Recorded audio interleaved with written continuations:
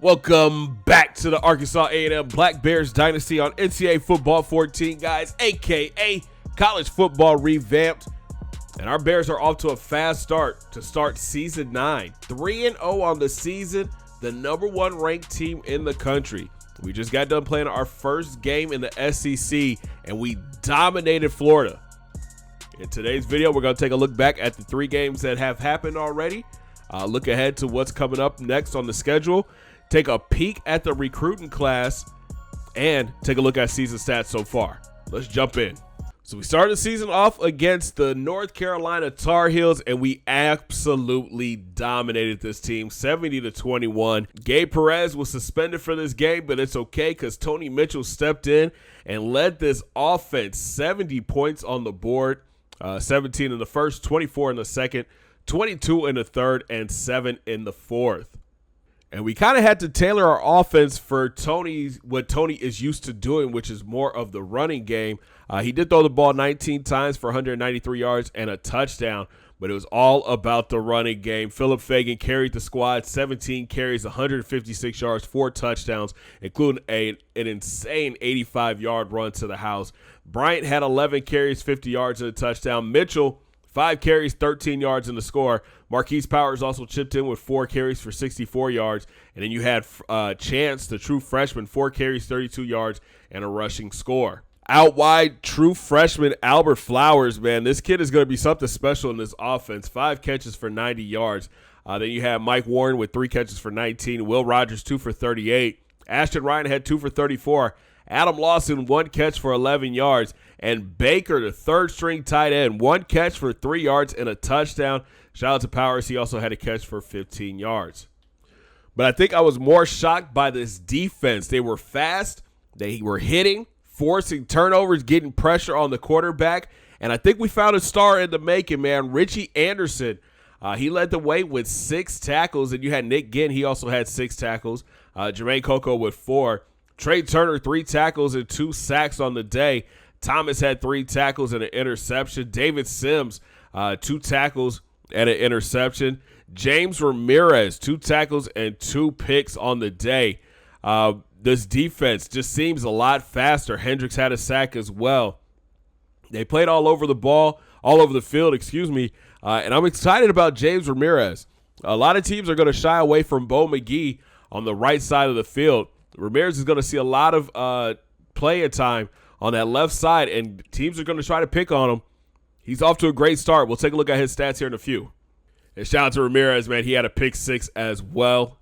Taking a look at the team stats, and as you can see, it was just domination. The run game went crazy. 318 yards and 7 touchdowns total. Again, Fagan with the 4 rushing touchdowns really helped us out.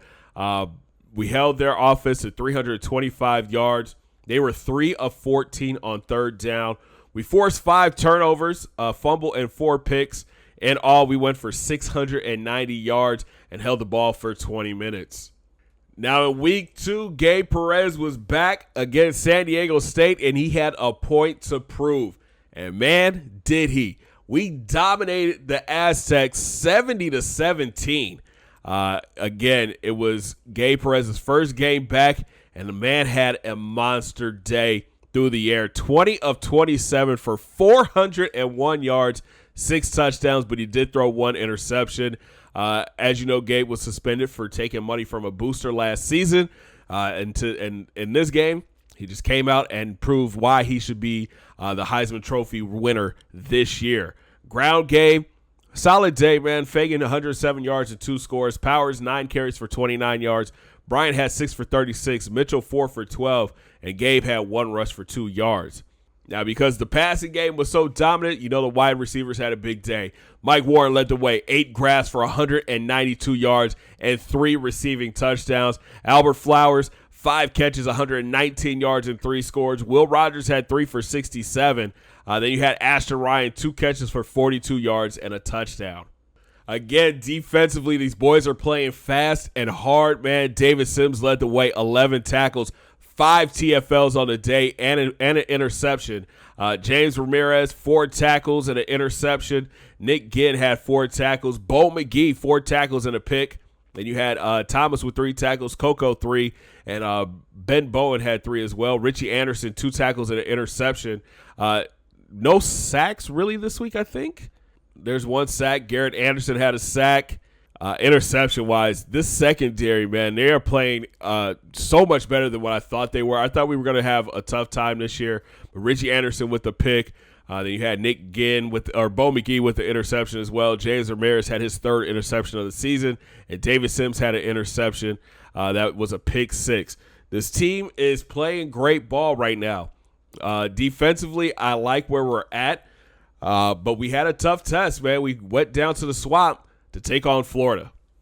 And our Bears made it look easy, handling the Gators 63-31. 14 in the first, 28 points in the second quarter, 14 in the third, and 7 in the fourth. Gabe Perez, another almost perfect day, 17 of 21 for 294 and 4 touchdowns through the air. On the ground, Fagan just breaking 100 yards, 19 carries, 101 and 2 scores. Anthony Bryant had 8 for 57. Marquise Powers, 7 for 27 and a touchdown. Mitchell got into the game late. He had 1 carry for 7 yards. Out wide, these receivers are playing lights out for us. Ashton Ryan led the way, 5 catches for 51 yards. Will Rogers, big day, 4 catches, 102 yards and a touchdown, including a 71-yard run to the house. Mike Warren, 3 for 24. Harris had 1 catch for 52 yards. Holloway, the true freshman, 1 catch for 13 yards and a touchdown. Adam Lawson, he had a catch for 40 yards and a score. Foreman had 1 for 6, and Bryant 1 for 2. And then Flowers had a quiet day, man. 1 catch for 6 yards, but it was a touchdown. Defensively, we had our hands full with this Gators offense. We did give up 31 points. David Sims led the way, 8 tackles, 7 solos, and a TFL. Jermaine Coco had 6. Thomas had 5. James Ramirez, this kid is playing lights out. 4 tackles and another pick 6 for this season for the sophomore corner. Anderson had 3 tackles. Bowen had 3, and so did Turner. Richie Anderson had 2. Trey Jolly with 2 as well. I don't think we got after the quarterback. We did. Garrett Anderson with another sack. This defensive line, still trying to figure things out, man. We're not getting a lot of pass rush like I was hoping. But when we get after the quarterback, we're there. Garrett Anderson has 2 sacks already on the season. Looking for our defensive ends to step up a little bit more as the season progresses. Thomas forced a fumble. Shout out to Ben Bowen for the recovery. And like I mentioned before, James Ramirez with the pick 6. Now, this game was kind of crazy for us. I'm not going to lie. It was a dogfight early, but we started handling business in the second quarter, or the second half, excuse me. The Gators got more first downs than we did, but we had more total offense, 193 yards on the ground, 3 touchdowns. They outthrew us, 305 to 296, but we had 4 touchdowns. Held the Gators to 3 of 7 on third down, and inside the red zone where we do a lot of dirty work, man, 5 of 6. We forced 2 turnovers, had 732 total yards, and held the ball for 19 minutes and 30 seconds. So let's take a look at players of the week. Starting off at week 1 in the SEC, Philip Fagan with his 4 touchdowns against UNC, and Trey Turner with his 3 tackles and 2 sacks. They were offensive and defensive players of the week. In week 2, it was Gabe Perez with his 401 yards and 6 touchdowns against San Diego State, and David Sims with his 11 tackles, 5 TFLs, and an interception against San Diego State. So 3 games into the season, let's take a look at the top 25. A&M, the number 1 team in the nation right now with 38 votes, followed by Michigan. They're 2-0 with 22 votes. Our nemesis, Texas, they're 2-0. They got 1 vote this week. Florida State is in at 4. Auburn is 5. Indiana in at 6. TCU jumps up 5 spots to 7. Penn State falls 5 spots to 8 after losing to West Virginia. Pittsburgh is in your top 10. They're in at number 9, up 4 spots. And Stanford rounds out your top 10. They are up 6 spots. Washington falls 4 spots after losing to Stanford. Notre Dame falls 4 spots to 12. They're 0-2 after losing to Michigan by a touchdown. Then you got Nebraska in at 13. Florida falls 3 spots to 14. Clemson in at 15. You got Wisconsin in at 16. Mississippi State is 17. Ole Miss 18. They're down 8 spots after losing to Ohio. West Virginia cracks the top 20 in at 19. You got Florida State in at 20. South Alabama is 21. Arkansas, the Razorbacks, in at 22. Arizona in at 23. Oklahoma's in at 24. And Michigan State rounds out your top 25. Here's an early look at the Heisman race, and Philip Fagan is the top dog in the clubhouse right now. The senior back off to a monster start already this season. I believe it's 8 touchdowns on the ground. Yep, 8 rushing touchdowns on the ground with 364 yards. If he continues to have a monster year like this, he could be in for the Heisman Trophy that he was snubbed last year. But be on the lookout for junior quarterback Gabe Perez. I think he is a man on a mission right now. 695 yards, 10 touchdowns with 1 interception in 2 games. I think Gabe could have a big year. I'm expecting him to break a lot of records and rewrite the A&M passing record book this year.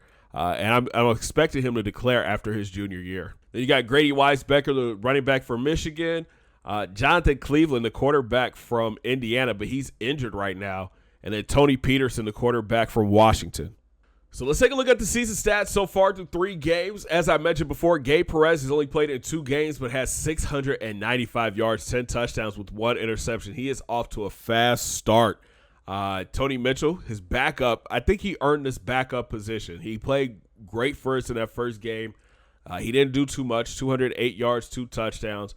Franklin Chance, he's still a project. I really want to use him more as a runner. But again, he fumbled the first touch that he had. On the ground, Fagan, 51 carries, 364, 8 touchdowns. Anthony Bryant getting a lot of touches this year, 25 carries, 143 and a score. Marquise Powers, 20 for 120 and a touchdown. Mitchell, out of the backfield, 32 for 1 touchdown. Chance has 32 and a touchdown as well. Perez has 3 yards off of 2 carries, and Mike Warren, 1 carry for 3 yards. The run game, again, I think we are top heavy. Look for Philip Fagan to get a lot more carries the rest of the way. I want to get him to like 1,500, 1,600 yards this season. And these guys, Powers and Bryant, I feel like if we got them to about 500, 600 yards, we did a good job. Out wide, I'm very impressed with this group. The wide receivers have really stepped up. Mike Warren leading the way, 14 grabs, 235 yards, 3 touchdowns. Then you got Albert Flowers, the true freshman from Bend, Arkansas, 11 catches, 215 and 4 scores. Will Rogers, the converted wide receiver to tight end and tight end back to wide receiver, 9 catches, 207 and a touchdown. Ashton Ryan, I feel like he's up to a slower start. We got to get him more touches, 9 catches, 127 yards and a touchdown. Kyle Holloway, the true freshman, 4 catches for 6 yards and a touchdown. Powers out of the backfield has 2 for 12. Adam Lawson, our blocking tight end, has 2 catches for 51 yards and a touchdown. Justin Harris has 1 catch for 52 yards. Baker, the third string tight end, has 1 catch for 3 yards. Then you got Bryant for one catch for 2 yards. And Dominic Foreman, 1 catch for 6 yards. Defensively, I feel like this was one of the better decisions that we made. David Sims moving to middle linebacker. This kid has become a star. 21 tackles, 6 TFLs on the season. He is the leader of this defense. He also has 2 interceptions. I believe he's going to be an All-American. He should be All-SEC. I don't think he'll declare early, but I wouldn't be mad if he did. Jermaine Coco, second on the team with 13 tackles. Nick Ginn has 12. Jonathan Thomas at free safety with 11. James Ramirez, like I mentioned before, off to a fast start in his sophomore year, 10 tackles. He already has 4 interceptions, and I believe it's 2 pick six. Yeah, 2 pick sixes. This kid is seeing a lot of action because teams are shying away from Bo McGee, and he's making teams pay. Then you got Richie Anderson, the free safety that comes down and plays corner in our nickel and dime package. He's got 10 tackles on the season. I believe he also has an interception. And then Trey Turner has 8 tackles and 5 TFLs with 2 sacks. Bo McGee, 8 tackles and an interception. Ben Bowen also has 7 tackles. Phil Anderson with 5. Caleb Walker, off to a slow start in his junior year, 4 tackles, 2 TFLs. For Warda in his freshman year, he has 4 tackles. And Trey Jolly has 4 as well. Only 5 sacks on the season for this defense. We have a lot of good defensive linemen, so we need to get these numbers up. Garrett Anderson leads the way with 2. Trey Turner also has 2 sacks. And then Sam Hendricks has 1. But, boys, we are forcing a lot of turnovers. James Ramirez has 4 interceptions. David Sims with 2. Richie Anderson has 1. Jonathan Thomas has a pick as well. So does Bo McGee. We've forced a few fumbles. Garrett Anderson's forced 1. Trey Turner's forced 1. Chris Johnson has forced 1. And Jonathan Thomas has forced 1. And we've recovered all of our fumbles. So that's a great look for our defense. I feel like, again, these boys are really stepping up, playing hard-nosed defense. We're hitting hard. We're covering great. If we could just get our pass rush up, this is going to be a scary team, man. I feel like this team could really break some records. We've got 3 defensive touchdowns, 2 for Ramirez and 1 for David Sims.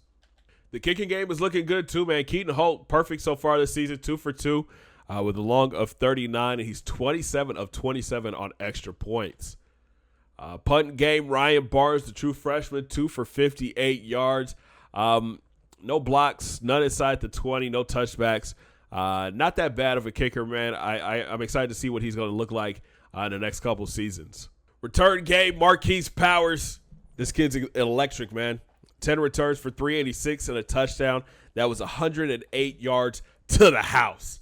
In the punt game, he's doing a great job as well. 7 returns for 128 yards. So here we go. Let's take a look at the college football leaders across the board. Starting off with the passing yardage. Collins from LSU leads the way, 120 yards through the air. Browning is second from North Carolina, 756 yards. Sims is third from UTEP. He's got 732 yards. Gabe Perez, fourth on this list after 2 games with 695 yards. And Fritz from Vandy, he's got 683 yards. The running game, Phil Fagan is leading the way with 364 yards, followed by Carlson from South Alabama, 362. Armstrong from BYU has 344 yards. Bailey from Tennessee with 338. And McKinney from Oklahoma, he's got 325. In the receiving game, Lee from LSU leads the way with 420 yards. Hughes from Indiana, he's got 341 yards. Bader from FAU with 316. Estes from Florida State with 269. Baldwin from Utah State with 265. And then there's Mike Warren down at 13th with 235 yards. Honestly, I feel like we're not going to have one of those seasons where we have a 1,000-yard wide receiver because we have so many weapons now. Mike Warren, Albert Flowers, those guys are going to get a lot of touches. Ashton Ryan. I'd be happy if these guys get to 600, 700 yards. That's a good season for us. Tackle leaders, David Sims leading the way with 19. Holloway from Appalachian State has 13. Spence from Ohio State has 13 as well. So does Stevens from Northwestern and Cox from LSU. Sack leaders, Fulton from Georgia has 4.5 sacks, followed by Cox from LSU. Harrison from LSU has 3.5. Burnett from TCU has 3.5.